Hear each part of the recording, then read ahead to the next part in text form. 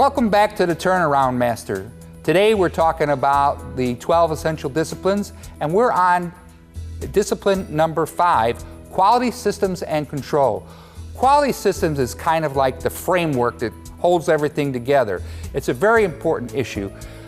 People like Juran, Dr. Ishikawa, and W. Edwards Deming, that is Dr. W. Edwards Deming, have always proven that quality pays off. Good quality can overcome even pricing issues if you present it correctly, and good quality helps you reduce your costs.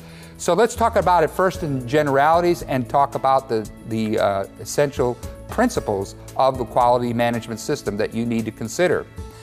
We talked already about, before the break, customer focus must be your prime factor, your prime focus.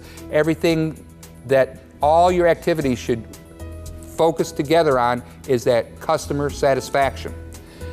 You have to engage people, share information extensively, we mentioned that before, establish factual approach to decision making. So it's about the facts, again, not the personalities. Okay, quality can and must be managed systematically. Processes, not people, are usually the main problem. It can be a combination though. Don't treat symptoms, find the cure, okay? Every employee is responsible for quality. This is an important part about strategic focus too.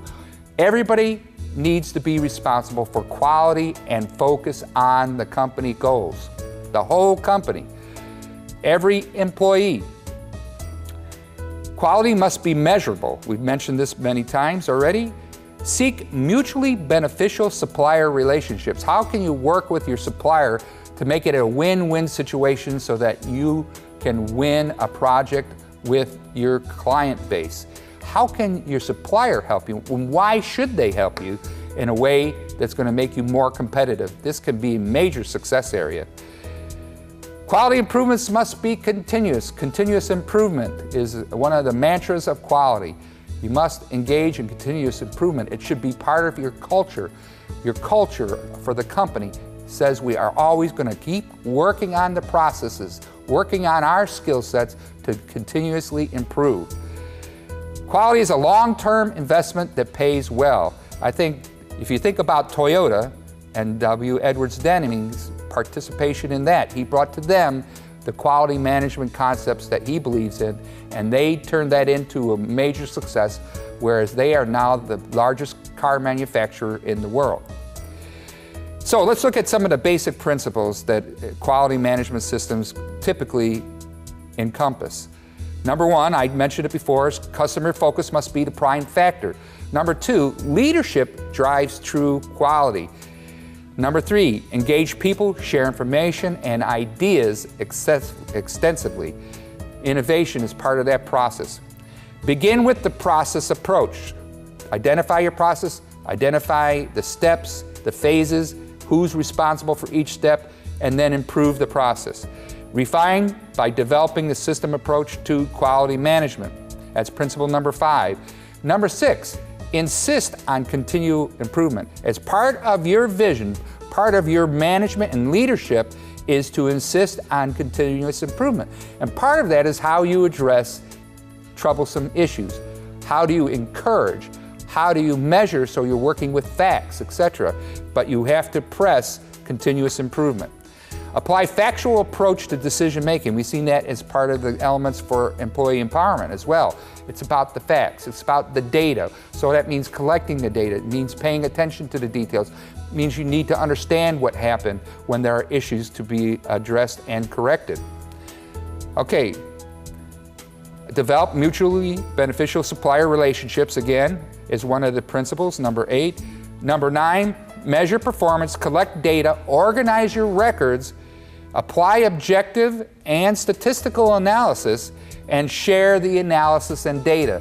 That's an important step, is you got to share that analysis, share that data with your team.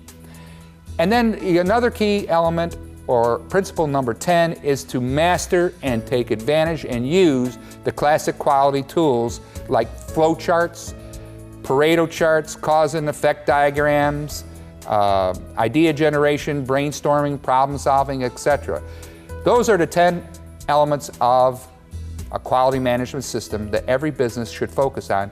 And if you have any questions, email me at info@diadconsulting.com and I'll try to address those specific questions.